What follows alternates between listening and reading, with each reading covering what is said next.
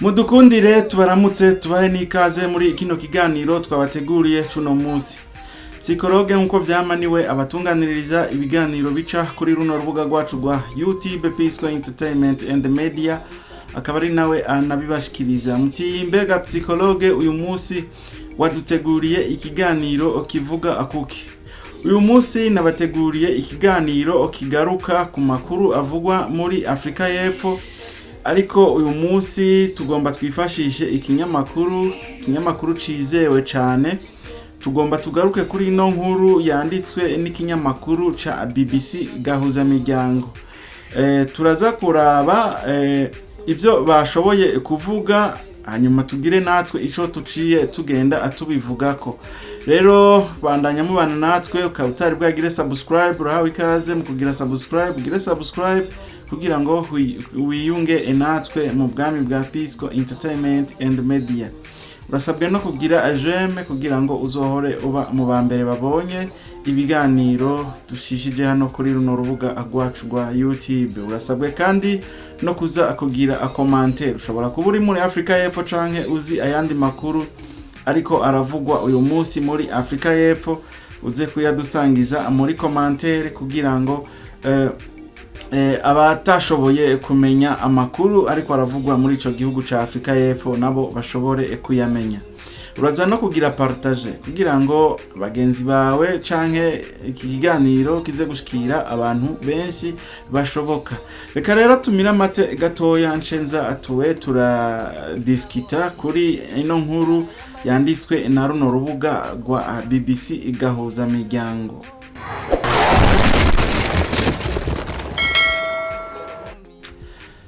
Turasubiye kubaramutsa, sangwa ikaze mwidonido rero rya kino kiganiro. Nkuko nayemeje kubabwira, uyu munsi ngomba ngaruke kuri ino nkuru yanditswe na kino kinyamakuru gikomeye cyane, ikinyamakuru ca BBC Gahuza miryango. Haraheze nk'amasaha andwi banditse kuri runo rubuga rwabo, banditse bati Afrika y'Epfo abimukira b'abanyafrika baragabishijwe kugara amaduka mu myiyerekano yo kwiyamiriza abimukira. Iyo ni nka titre niko bashoboye kwandika. Hanyuma baca bavuga ati abantu amajana n'amajana bihaye amabarabara mu gisagara ca Pretoria mu myiyerekano yo kwiyamiriza abimukira. Murumva yuko muri Afrika y'Epfo uyu munsi abanyafrika y'Epfo, abanyagihugu bo muri Afrika y'Epfo bagize iminsi biha amabarabara bariko bariyamiriza abimukira canke abanyamahanga basanzwe barangurira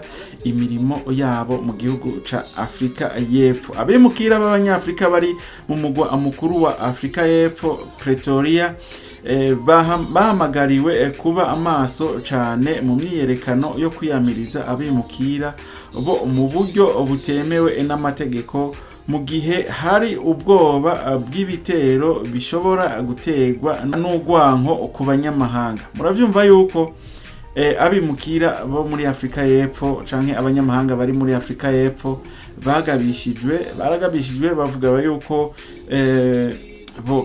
donc abimukira bari muri Pretoria bari ku mugwa mukuru baragabishijwe kubera izi mvo zo kwiyamiriza abanyamahanga basanzwe barangurira imirimo mu gihugu ca Afrika y'Epfo. Nari narabivuze mu kiganiro giheruka ndiko ndababwira ukuntu vyagenze. Ukabutabonye ico kiganiro kiri kuri runo rubuga nyene, urashobora kuzogenda urabe wumvirize iki kiganiro twakoze, uzohumvira byinshi bitandukanye.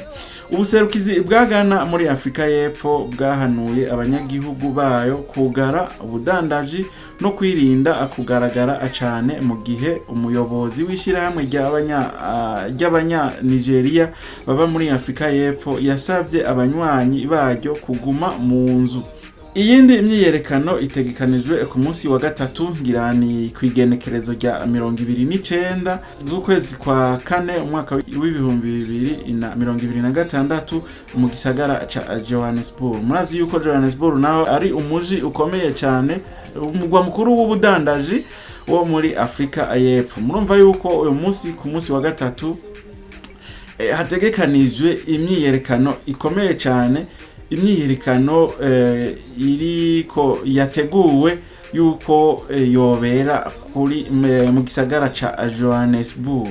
Ivyo byo kwanka abimukira byongerekanye muri iyi myaka iheze, aho bamwe bemera ko abanyamahanga bariko batuma abanyagihugu babura akazi kandi bakungukira ku buryo butabereye ku bikorwa vya leta. Murumva ico aba banyagihugu bo muri Afrika y'Epfo bariko baragiriza aba banyamahanga bagiye kuronderera ubuzima canke basanzwe barangurira imirimo yabo muri Afrika y'Epfo, bagiriza yuko baje kubatwara ubuzi kandi bakungukira ku buryo butabereye ku bikorwa vya leta. Muravyumva ivyo bariko baragiriza abo bantu bashoboye kuja kuronderera ubuzima muri Afrika y'Epfo. Ariko umukuru w'igihugu yavuze ko abanyagihugu badakwiye kwemera ko impungenge zabo zitera ukwikeka n'ugwanko ku banyafrika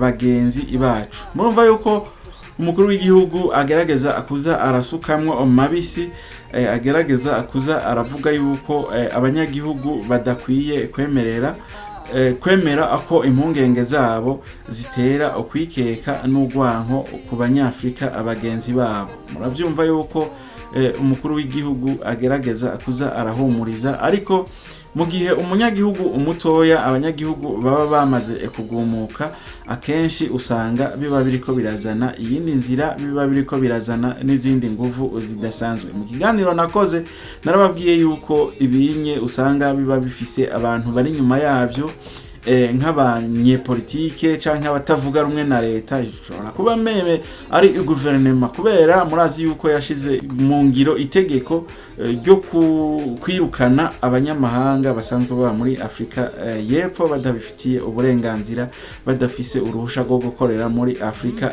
y'Epfo. Rero mu gihe leta imaze kuba yarashizeho iryo tegeko, hanyuma hakaca hiyongera hakaca habaho ijya myiyerekano yo kwiyamiriza abanyafrika, donc kwiyamiriza abanyamahanga basanzwe barangurira imirimo mu gihugu ca Afrika y'Epfo. Uca wumva yuko ari ibintu bigoye cyane.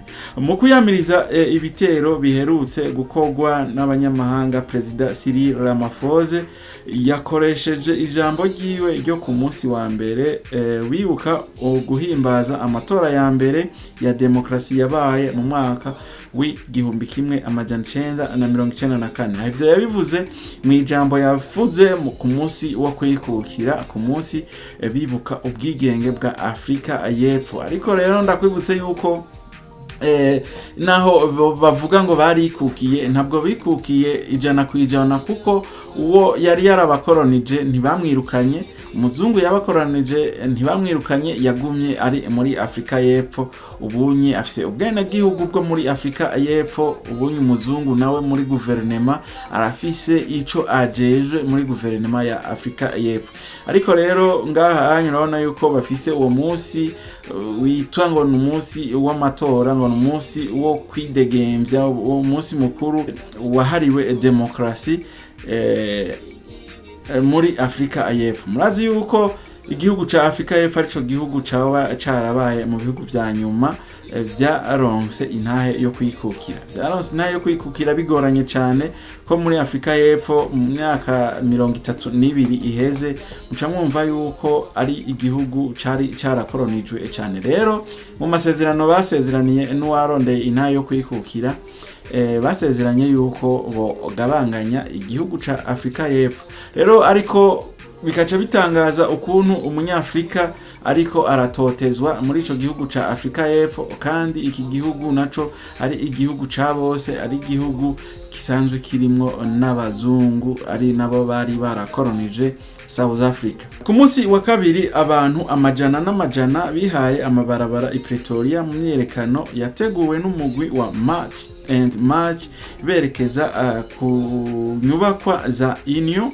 icicaro gikuru ca leta. Murumva ku munsi wa kabiri naho ukuntu byari bimeze, hari kwigenekerezo rya 28 ukwezi kwa kane umwaka wa 2026, aho berekeje ku cicaro gikuru murumva yuko bariko barerekana akababaro bafise, bari bashatse kwerekana ico bariko barasaba. Urumva yuko bari bateguwe n'umugwi witwa March and March, bateye bagenda berekeza ku nyubakwa ya inyo icicaro gikuru ca leta. Afrika y'Epfo rero ifise abimukira bagera ku miliyoni 2,400,000 arenga. Murumva yuko abo bantu ari benshi. Hariho n'ibihugu usanga biba bifise abantu bangana nk'uko.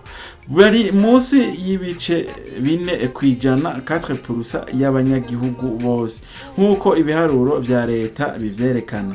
Benshi muri bo bava mu bihugu bibanye nka Lesotho, Zimbabwe, Mozambique, bifise kahise ko gutanga abakozi baja gukora muri Afrika y'Epfo kuko ico igihugu gitunze. Murumva yuko bijya bihugu bihana urubibe na Afrika y'Epfo, na cane abo bantu nibo bahari kuko harigeze no kuba hariho n'amasezerano kugira ngo abantu bashobore kuva muri ivyo bihugu vya Lesotho, Mozambique bagiye gukora ubuzi muri Afrika y'Epfo, kuko Afrika y'Epfo cari igihugu gitunze. Muracumva cari n'igihugu catwawe n'abazungu imisi myinshi, mu gihugu cakolonije Afrika y'Epfo imisi myinshi. Murazi yuko abazungu nabo ari abashakashatsi baba bafise inama resource yo baje bazanana, baca bagerageza bagakreya ubuzi, bakazana ama industry akomakomeye, bakazana ibikorwa abikomakomeye cyane muri Afrika y'Epfo. Ni nayo mpamvu rero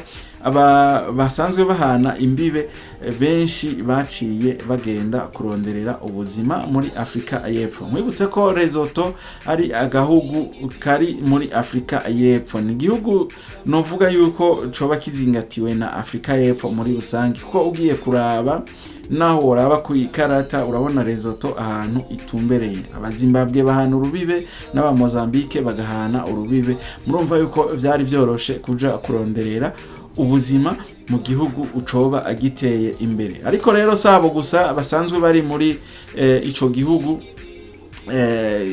novuga yuko Afrika y'Epfo ari nk'ihuriro ry'abanyafrika bose, si n'abanyafrika gusa nabo mu bindi bihugu mu yindi migabane basanzwe barangurirayo imirimo. Muca mwumva yuko ari igihugu giteye imbere.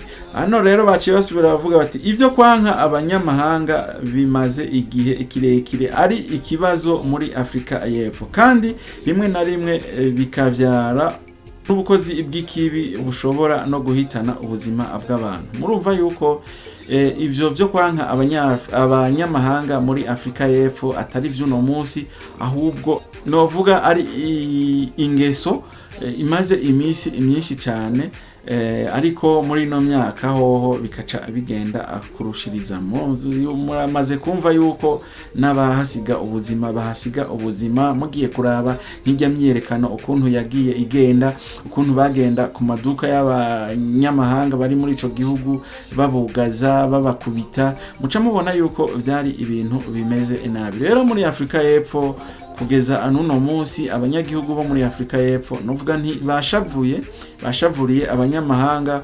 Uyu munsi bariko baraturubika abanyamahanga, naho bitari mu burere bwose, bitari mu bisagara byose, ariko murumva yuko bimaze kuba biri i Pretoria, bikaba biri muri KwaZulu Natal, bikaba biri no muri Johannesburg. Muca mwumva yuko ibintu bitari ibintu vyoroshe, ni ibintu bikomeye cyane. Rero abantu musanzwe muri Afrika y'Epfo muriko murumva runo rurimi, mubandanye mwigengesera, mubandanye mwicungera, mubandanye muhanahana amakuru, muvugana ukuntu ibintu biriko biramera, kuko iki gikorwa si cy'abanyagihugu gusa. Ugiye kuraba urabona yuko n'abapolisi barimwo, urabona nuko bongerereje n'abasirikare bagiye gufasha ama operation.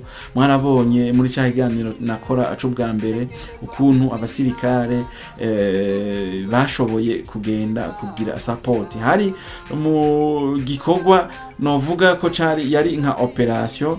Warabonye ukuntu bashoboye gukubita baba Ethiopia, mwarabonye ukuntu bafashe abantu bava muri za Malawi, mwarabonye utu video twinshi dutandukanye.